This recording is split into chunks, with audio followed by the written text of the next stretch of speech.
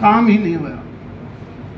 सिफारिश चाहे पैसे की हो या पॉलिटिकली हो, संविधान के मुताबिक जब देश को चलना चाहिए था तो वो हम नहीं चला पाए।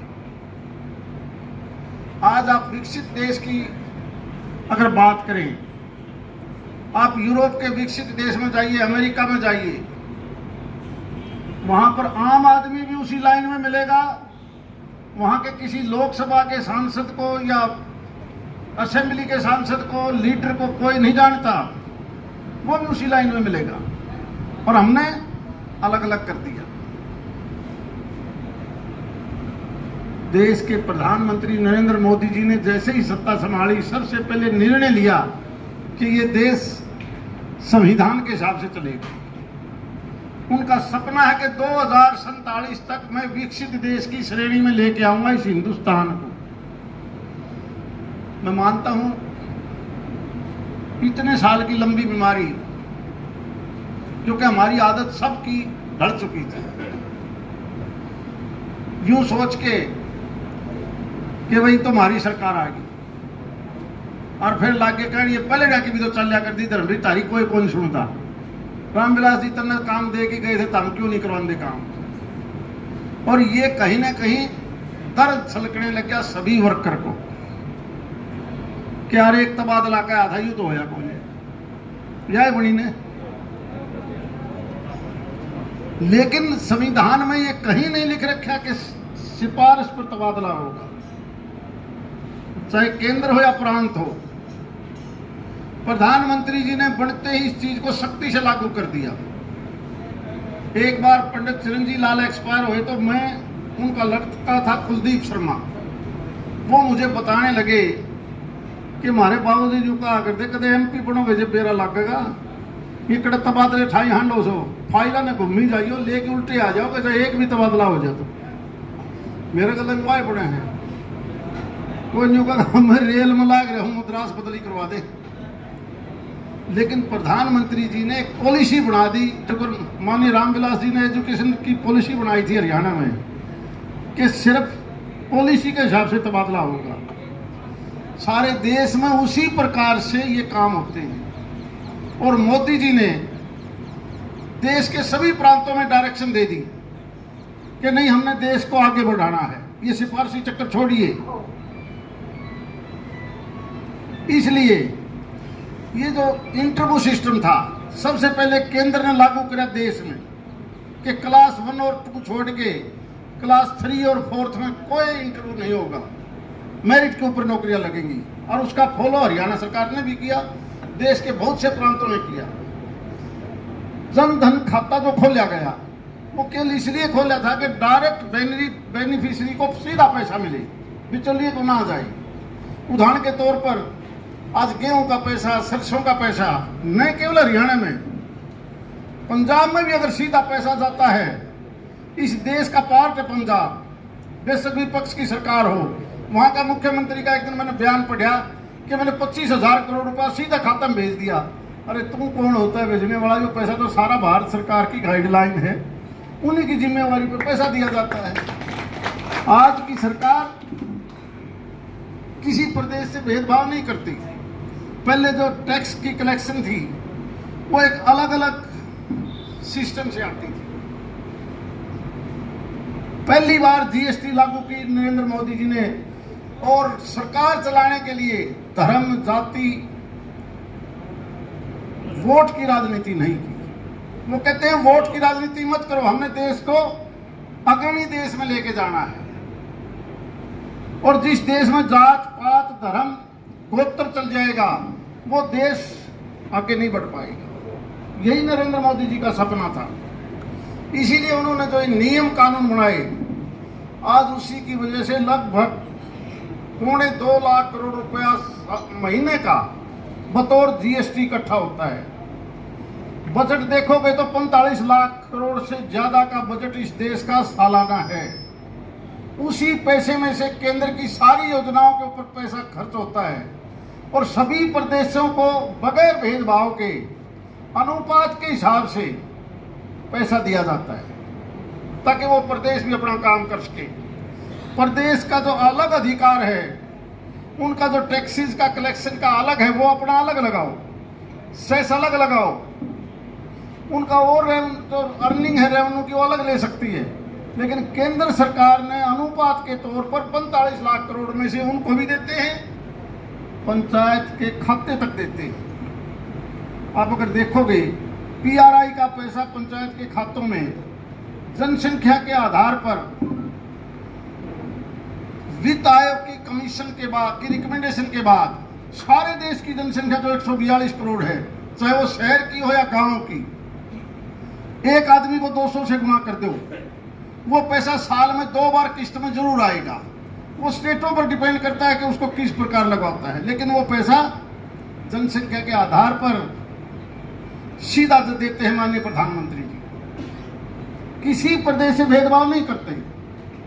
नीति आयोग जो बना है वो किस प्रकार से हमें रेल की स्ट्रेंथनिंग करनी है, रेलवे के अंदर हमने डबल लाइन करनी है या इलेक्ट्रिफिकेशन करनी है या इन स्टेशनों को अपग्रेड करना है या नई ट्रेन चलानी है, लंबी दूरी की हो, डबल डेकर की हो, ये सारा काम रेलवे मिनिस्ट्री करेगी इसी बजट में से।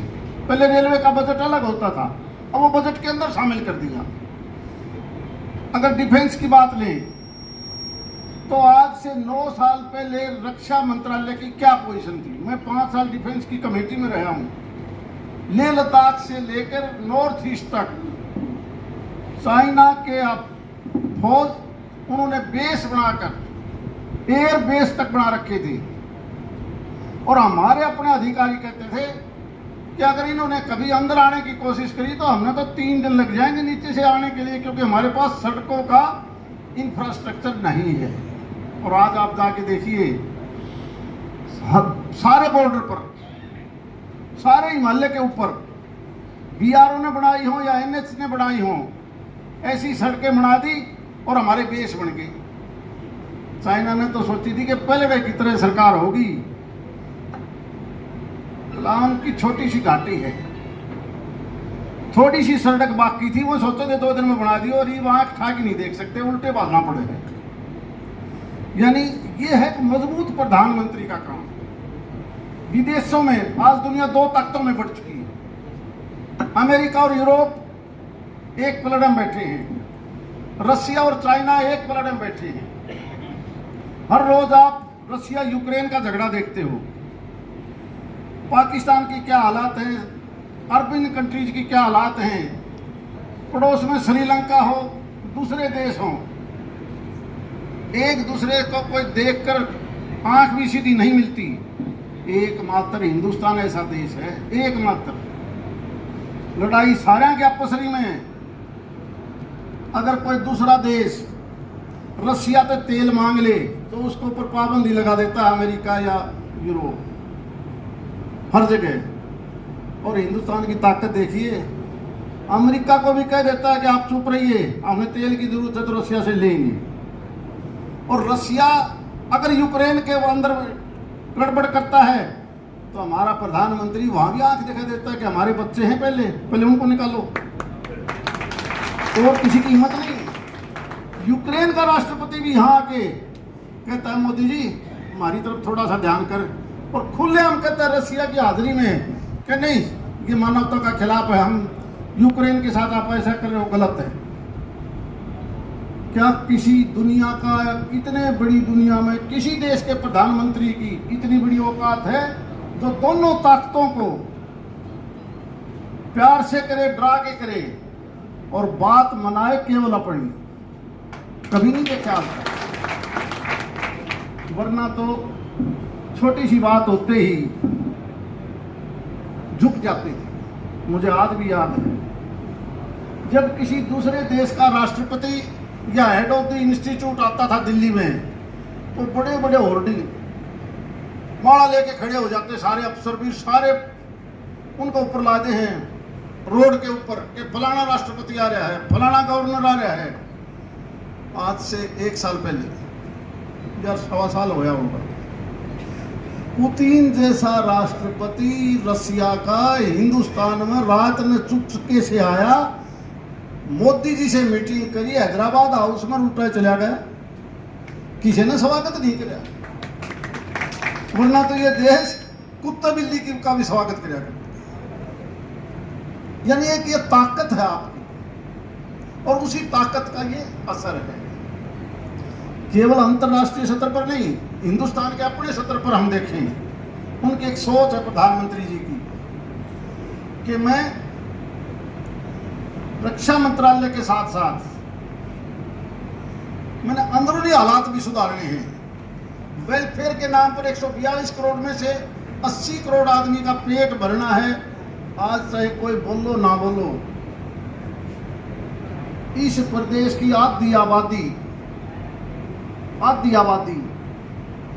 अब हर गांव के हर वार्ड से गिनती करके देखना, या तो सरकारी तनख्वाह ले रहा है या पेंशन ले रहा है, और ये दोनों तीनों चीज नहीं ले रहा। वो फ्री का अनाज ले रहा है, वो भी नहीं ले रहा तो बुढ़ापे की पेंशन लेता मिलेगा। यानी ये पैसा कहां से आया, कैसे आया, वो तो नरेंद्र मोदी जी जाने। नया टैक्स कुछ नहीं लगाया, फिर भी वेलफेयर के नाम पर 50% आबादी को कोई बीमार हो जाए तो आयुष्मान हो, चिरायु हो, वो एक अलग चीज है कि हम वो सारे कागज अभी तक पूरे नहीं कर पाए, लेकिन सबको कहीं ना कहीं सरकारी मदद देते हैं बगैर कोई नया टैक्स लगाए। दुनिया की बड़ी बड़ी आर्थिक ताकतें हैरान हैं कि मोदी जी इस पैसे को कहां से लेके आते हैं। कोई नकली नोट तो छापो को नहीं, नकली इसलिए नहीं, मैं कहता हूं हिंदू दुनिया में केवल यूरो और डॉलर चलता है करेंसी के तौर पर। मोदी जी के आने के बाद, इससे पहले हिंदुस्तान का 500 का 100 का नोट अगर कोई दुनिया के दूसरे देश में जाके कहा कि ये पकड़ रखिए और मन नहीं चश्मा दे दे या मशीन दे दे, तो पहले कहते थे पहले इसका यूरो चेंज करवा ले या डॉलर ले ले। और अब आधे से ज्यादा दुनिया के देशों में हमारा रुपया चलता है। ये है करेंसी। पहले जब हिंदुस्तान का आदमी बाहर जाता था तो हवाई अड्डे तक उतरते ही टैक्सी वाला भी सोचा करता फिर भाड़ा देगा नहीं देगा, कहां ले जाएगा। और अब हिंदुस्तान का आदमी किसी एयरपोर्ट पर उतर लो, विकसित देशों में सबसे पहले अनुका का हिंदुस्तान का आया है, अच्छा मेरी टैक्सी में बैठ, वो एक मान सम्मान देता है। मैं पीछे बता रहा था कजाकिस्तान की राजधानी है ये ताशकंद, हम कुछ साल पहले चले गए। आप हैरान रह जाओगे, जिस ताशकंद के अंदर से ये चंगेज खां, बाबर, मुगल एम्पायर जो वहां से आए थे, वहीं से आए थे वो, आज वो हिंदुस्तान के हर आदमी की इज्जत करते हैं 100%। और देखो पाकिस्तान का मुस्लिम कंट्री है वो, पाकिस्तान का कोई चला जाए तो चोर समझे इनको बाहर काट इसने, और तारी इज्जत इसी करे हिजा जमा जाने को रिश्तेदार आ गए। ये होती है पहचान। अब धारा 370 के बारे में पता नहीं हम सही चीज लोगों को पता है कि नहीं, हम तो कह लेते हैं कि हमने धारा 370 खत्म कर दी। ये 370 खत्म करने का फायदा क्या होगा ये सोचना जरा। ये हिंदुस्तान दो तरफ से समुद्र से घिरा हुआ है, बंगाल की खाड़ी हो या अरब सागर हो। एक तरफ हिमालय हमारी रक्षा करता है, एकमात्र जगह ऐसी है जहां से बाहरी हमलावर हिंदुस्तान में आके लूट ले जाते थे, तैमूर लंग जैसे, और चाहे वो बतौर मुस्लिम आए हों, मुगल आए हों, और आज से नहीं लगभग 1100-1200 साल से वो लूट के ले जाते थे। उसी का एक पार्ट है जम्मू कश्मीर, जहां से वो आते हैं। और जम्मू कश्मीर को आजादी के बाद एक ऐसी स्टेट बना दी जिसमें हिंदुस्तान का आदमी, अगर कोई महेंद्रगढ़ का आदमी कश्मीर जाए तो वो लोग क्या कहते थे कि ये हिंदुस्तान से आया है, अरे तुम भी तो हिंदुस्तान का हिस्सा हो। वो ये नहीं कहते थे ये हरियाणा से आया है, बंगाल से आया, नहीं, ये हिंदुस्तान से आया। और संविधान ऐसा बना दिया कि कश्मीर घाटी में जहां एक धर्म के लोग ज्यादा थे, उनका तो 40,000 वोटरों के ऊपर एक एमएलए बनेगा। और जम्मू डिवीजन के अंदर 1,20,000 की असेंबली का एक एमएलए बनेगा। संख्या का इतना फर्क कर दिया, वोट किसने गिर लो, सरकार बनेगी उन दो परिवारों की, चाहे वो शेख अब्दुल्ला परिवार हो चाहे वो महबूबा परिवार हो। वोट किसे का गिरे हो, क्योंकि उनकी सीट ज्यादा है। 370 हटाने के साथ साथ क्या किया मोदी जी ने, लेह और लद्दाख यूनियन टेरिटरी बना दी और जनसंख्या के आधार पर नया डिलिमिटेशन कर दिया कि सारे वोटर ना बराबर बांट दो भाई, जिसके घने वोट से उसके एमएलए बनेंगे। और एक बकरवाल गुर्जर एक एससी कास्ट में आते हैं, वहां पर उनकी रिजर्वेशन सीट अलग से रिजर्व कर दी। और जैसे ही ये काम हो गया, जब भी वोट पड़ेंगे वह दोनों परिवार तो सपने ले लो, बनेगी तारी सरकार, लेकिन वो रास्ता कर दिया बंद। इसीलिए ये लोग, दूसरी पार्टियां इसलिए रो रही हैं कि यार स्टेट भी खोज ली, खोज के कहीं और नहीं लेके कहीं हिंदुस्तान में मिल गई। अब सारा एक पार्ट हो गया। यानी प्रधानमंत्री जी की सोच देखिए, कोविड जब आया तो एक फैसला लिया कि हमने हर आदमी को स्वस्थ रखना है, इसलिए देश में पहली बार हर जिले में, चाहे जिला छोटा हो चाहे जिला बड़ा हो, हरियाणा हो चाहे पंजाब हो, राजस्थान हो या मध्य प्रदेश हो, चाहे दक्षिण की स्टेट हो या नॉर्थ ईस्ट की स्टेट हो, हर जिले में एक मेडिकल कॉलेज होगा। ये सोच किसकी है, माननीय प्रधानमंत्री जी। मेडिकल कॉलेज हर जिले में बनना बहुत बड़ी बात है। एम्स भी संख्या बढ़ाओ, आईआईएम की बढ़ाओ, आईआईटी की बढ़ाओ। और उसका असर देखिए, प्रधानमंत्री जी की विदेश नीति की सोच देखिए जरा। मेरा एक साथी मानेसर रहता है, वो आज से 10-12 दिन पहले चाइना चला गया। और चाइना जब गया तो उसकी 16 जगह मीटिंग हुई मशीनरी के लिए, क्योंकि बहुत बड़े पार्ट ऐसे हैं मशीनों के जो केवल चाइना से आते हैं। उनमें से 14 आदमियों ने, जहां उसकी मीटिंग थी, ये मान्या कि एक टाइम ऐसा आएगा मोदी के नेतृत्व में हिंदुस्तान तो ग्रोथ करेगा ज्यादा, नहीं हमारा चाइना तो डूबेगा। चाइना का आदमी सलाह देके मोदी ने, इसका मतलब उनको भी नजर आ रहा है। क्यों? यूरोप और अमेरिका ने जहां प्रतिबंध लगा दिया, वहां हिंदुस्तान ने भी एक नया काम कर दिया नरेंद्र मोदी ने, कि मशीन बनाने वाला पहला मशीन का मालिक, उसका चीफ इंजीनियर अपने साथ 100 वर्कर लेकर आता था कि या पंखा खराब हो गया तो हमारा ठीक करेगा, या मशीन अगर सेट नहीं हुई तो हमारा आदमी ठीक करेगा। लेकिन मोदी जी ने कहा कि नहीं, तेरी मशीन लेके आओगा एक चीफ इंजीनियर, वो 2 महीने रहो और 6 महीने रहो, उसको दूंगा मैं वीजा, और हिंदुस्तान के आदमियों को तू ट्रेंड करेगा और उल्टा चला जाएगा। वो 99 आदमियों को मेरी तरफ से वीजा बंद। हिंदुस्तान के आदमी सीखेंगे, वहीं फिर आकर मशीन चलाएंगे। पहले वाली सरकारों में तो किसी ने ध्यान नहीं दिया कि ऐसा भी हो सकता है। आप ट्रेन के साथ साथ ट्रेनों को देखोगे, आप महेंद्रगढ़ में बैठे हो, कितनी ट्रेन दूर दूर जाने लगी, पूर्व से लेकर पश्चिम तक, उत्तर से दक्षिण तक। किसी ने सोचा था कि पहले ट्रेनों की संख्या कितनी थी, आज कितनी है? स्टेशनों की पहले हालात क्या था, बार बार पैसा आ रहा है कि कैसे करनी है। सड़कों की अगर हम देखें तो आप कभी जाके देखना, गुजरात के कांडला से लेकर पंजाब के अमृतसर से भी आगे तक एक ऐसा भारतमाला का प्रोजेक्ट है जहां 12 घंटे लगते थे, आज 4.5 घंटे में आदमी पहुंचे। आप कभी देहरादून जाते हो, लखनऊ जाते हो, ऐसे ऐसे रोड बढ़ा दिए कि आदमी सोच भी नहीं सकता कि ऐसी सड़कें भी हो सकती हैं। थोड़े दिनों में हमारी जब ये कोटपुतली शालोर जुड़ जाएगा तो बंबई भी हम आधे घंटे में पहुंचेंगे, ना 12 घंटे में पहुंचेंगे। और एक आधा घंटा कम करने के लिए जब आप यहाँ से चढ़ते हो चंडीगढ़ के लिए, अब भी हम पाना तकरीबन 3.5-3.5 घंटे लगते हैं। इसका भी 40 मिनट कम और समय हो जाएगा आने वाले टाइम में। ये सीधा चंडी मंदिर को मिल जाएगा। अम्बाड़ा से पहले एक नया रोड जमीन का पैसा दे दिया और वो पंचकुला के घगर के साथ साथ सीधा एक तरफ एयरपोर्ट और एक तरफ सीधा यही नहीं, आज हम जब दिल्ली में जाते हैं तो दिल्ली में घुसेंगे गुड़गांव की तरफ से या हम बहादुरगढ़ की तरफ से, जितना टाइम हमें दिल्ली जाने का लगता है उतना टाइम हमें दिल्ली में लग जाता है। 3 प्रकार के एलिवेटेड नेशनल हाईवे के प्रोजेक्ट, एक सीधा द्वारका रोड को कनेक्ट करने के लिए बादशाह पार्ट 2 सीधा रोड कैसे बने, इसी प्रकार से बहादुरगढ़ में 25 मिनट में हम सीधा एयरपोर्ट पर कैसे पहुंचे, और उसका तो सितंबर में उद्घाटन भी हो जाएगा। एक सोच है प्रधानमंत्री की कि हम डेवलप कैसे कर सकते हैं।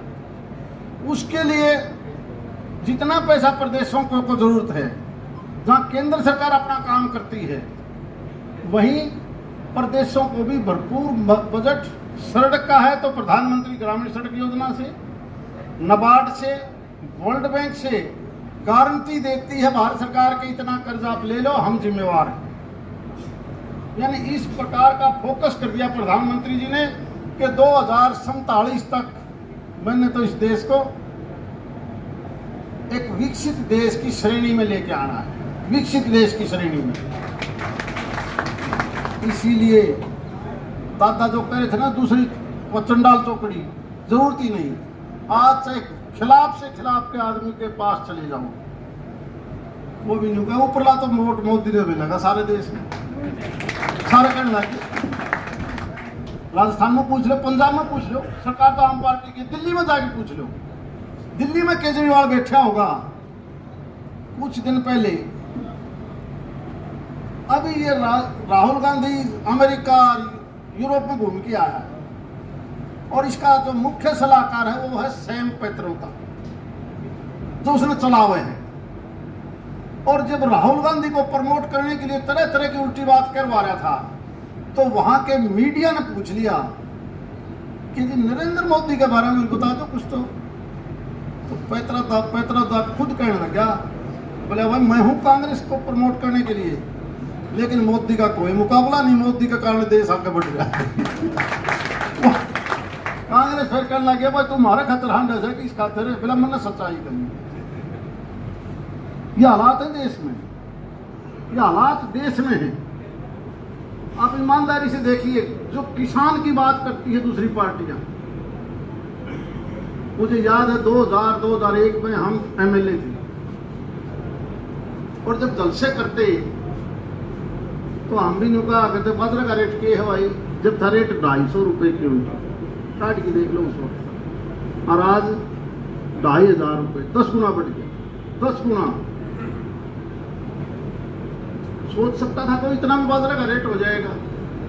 प्रधानमंत्री जी ने कृषि मंत्रालय, सिंचाई मंत्रालय, ये किसान के नाम पर है, इन दोनों के ऊपर इतना ज्यादा फोकस किया है। सबसे पहले तो मोटा अनाज, बाजरा हो, चना हो, मूंग, उड़द, जो भी मोटा अनाज है, तो पहले आपने गरीब का था, वो साहूकारा का हो गया, पहले वो गरीब का। सारी दुनिया में मैसेज दे दिया जब बीमारी से बचना है तो मोटा अनाज पैदा करो, ये खाओ ताकि इसका रेट बढ़े। थोड़ा पानी से ज्यादा पैदावार क्या हो सकती है? जीरी और गेहूं तो थोड़ा पानी से पैदा नहीं होगी। इसीलिए जल संसाधन मंत्रालय ने 2 प्रकार का पैसा आपको दिया है। और मैं दुख के साथ इसलिए कहना चाहता हूं कि महेंद्रगढ़ जिला उसमें पिछड़ा हुआ है, सोच नहीं पा रहे। वो क्या है? 3500 करोड़ की लागत से ताजेवाड़ा हेड से लेकर जहां से जमुना निकलती है WJC और ईस्ट कैनाल, उसकी कैपेसिटी कैसे बढ़ाई जाए, उसकी जोरों से काम चल रहा है। आप कभी करनाल से चंडीगढ़ जाते हो तो जो हमारा टूरिज्म का है वहां देखते हो कि पहले जो WJC थी उसकी कैपेसिटी कितनी थी, आज कितनी होगी। मधुबन के पास ओकमेंडेशन कैनाल थी, वहां भी काम चला हुआ है, कभी ध्यान दिया हो। ये सारा पानी जेएलएन में डाल के बारिश के दिनों में जेएलएन का भी अलग से पैसा दे दिया कि 800 क्यूसेक इसका भी बढ़ाओ, ताकि प्रदेश के लास्ट कोने तक, मेवात से लेके और सतनाली तक, हमने उस पानी को बूंद बूंद देना है। और बूंद बूंद तक देने के लिए 90% सब्सिडी भारत सरकार ने दे दी। क्या दी है? कि अगर कोई किसान अकेला नहीं तो 4 मिलके 12.5 एकड़ मिनिमम, क्योंकि 4-5 मिलके 12.5 किले तो कई इसके हैं कि हमने खेत में पानी चाहिए। ज्यादा रकबा चाहे 1000 एकड़ हो, उसमें उसी की जमीन में एक टैंक बनेगा। जो 4 हिस्सेदार या 4 अड़ोसी पड़ोसी मिलके ने मात्र 2000 गज की जमीन अपनी जमीन की लिखी दे दे कि भाई मेरी जमीन में टैंक बना दो। टैंक सरकार बनावेगी, पानी सरकार वहां कहां से लानी है, सरकार की जिम्मेवारी है।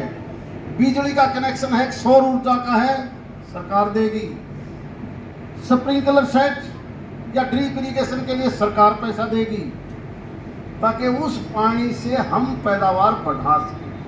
लेकिन कुछ जिले इसमें आगे निकल रहे हैं। महेंद्रगढ़ जिले में निकाटा के दफ्तर में जब मैं पता करता हूं तो बहुत कम एप्लीकेशन आ रही है। मैं सभी साथियों से मेरी प्रार्थना है, इस चीज को पढ़ के समझ के इन चीजों को आप जरूर ध्यान दोगे, क्योंकि हमने इसका फायदा लेना है।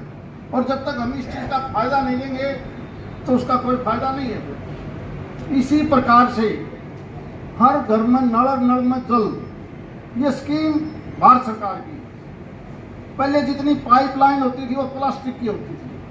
अब सरकार ने सारे देश का टारगेट फिक्स किया कि 2024 के आखिरी तक मैंने देश के हर गांव हर ढाणी में ये पानी देना है पीने का। इसलिए लोहे की पाइप खरीदी जा रही है सारे देश में। हरियाणा में 40% पाइप आ लिया, 60% नहीं आया है। और जहाँ जहाँ भी ऐसी ढाणियाँ हैं, घर हैं, आप बिल्कुल लिखी दो, शहर हो या गांव हो, ताकि हर घर में वो पाइप चली जाए। वो साइज बड़ा करना है, छोटा करना है। मैं मानता हूँ जब कोई नई स्कीम लागू होती है तो उसमें समय लग जाता है, और कई बार हम समय तय कर देते हैं कि इतने दिन में कर दो, और इतने दिन में नहीं होया करे। और इतने दिन में जब इतनी स्कीम हो जाती है ना, ये स्कीम भी, ये पोर्टल भी, ये फलां भी, तो आदमी बिचड़ जाए, वो फिर इम्प्लीमेंट नहीं हो पाती। इसलिए इनको धीरे धीरे जब हम कंप्लीट करेंगे तो आने वाला टाइम ऐसा होगा कि आपको एक परमानेंट सॉल्यूशन हो जाएगा।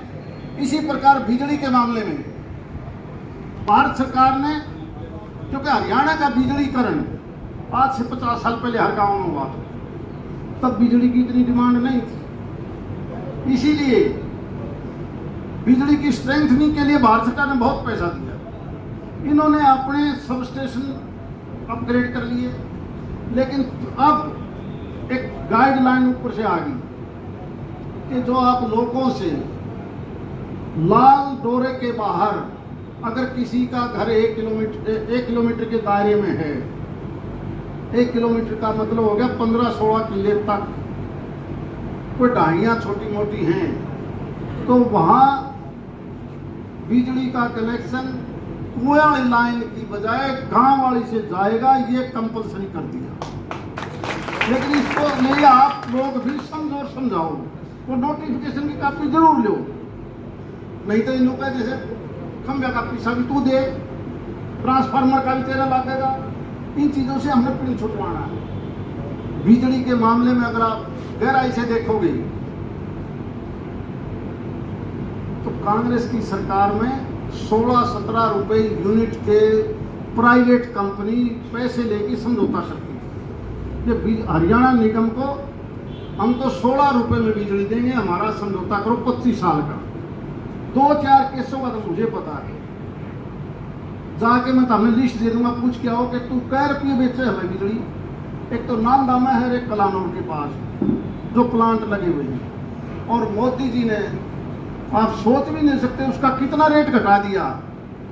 बोला जिसने भी देनी से 2 रुपये 70 पैसे दे, 1 पैसा ऊपर कोई दूंगा, कहाँ 16 रुपये, कहाँ 2 रुपये 70 पैसे, कहाँ गया खजाना? ये अंतर है। आप कांग्रेस वाले और तो कुछ नहीं, एक बात कहेंगे कि हमारी सरकार थी जब हमने 70,000 करोड़ रुपए किसान का कर्जा माफ करे। हाँ बिल्कुल करे, तो हमने तो सारी उम्र में 1 साल में कराया। और यू नरेंद्र मोदी जी तो हर साल 72,000 करोड़ किसान का सीधे खत्म देने लग रहे, पॉलिसी बना दिया उन्होंने। यानी वो अपनी अपनी तो कह देते हैं, जब उनसे पूछो तो कोई तो बात इसी बताओ यार, उस वक्त बहस नहीं करेंगे। वो तो बस फिर बताऊँ दूसरी चीज़ा में आ जाएंगे, कोई जात में, कोई गोत में, कोई फलानी चीज़ पे, वो तो फिर चुटकी भरे से इसने ना दी तेरी इसकी पड़ोसी की कोई नहीं बन दी, जो खास से उसका तू मेरे का नहीं आ जाएगा। ये कोई बात थोड़ी है, देश मजबूती की बात नहीं है, ये तो एक टेम्परेरी चीज़ है। ठीक है, जब हम तेजी से आगे बढ़ रहे हैं तो इसके अंदर कई तो नई स्कीम है, वो स्कीम हर रोज की इतनी दे दी कि वो पढ़ा लिखा का भी समझ में नहीं आती।